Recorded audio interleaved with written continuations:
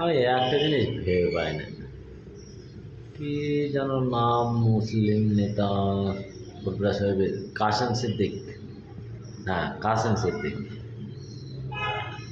কাসেম সিদ্দিকই একদিন বলছিল মমতা চোর, মমতা মমতাতে আজকে পেল্টে গেল, 21শে জুলাই পেল্টে গেল। এখন মমতা দিদির দু উত্তর। শালা ভারে পারে খানকি ছেলের এই মুসলমান জাত, ভারী পারে এরা।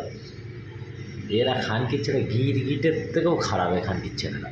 তার প্রমাণ খুদ আমিও খুদ আছি, কেন আমিও অনেক মুসলমানের কাছে আমার অনেক সর্বনাশ করে হয়েছে।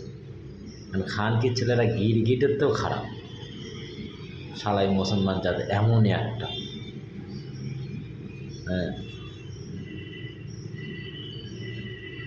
কেন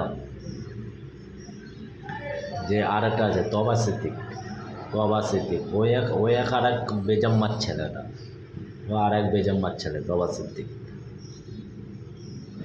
মমতা ব্যানার্জি চুদা হয়ে গেছে নাকি?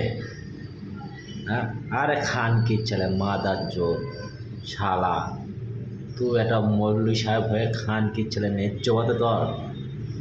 খানকির ছেলে দাঁড়িয়ে রেখে দেবো ভালো, বিশাল একটা মানুষ আমি, মৌলভী সাহেব খানকির ছেলে তবা সিদ্দিক। তোর মুখি দেয় মুখ দে রে বাবা সিদ্দিক ছেলে।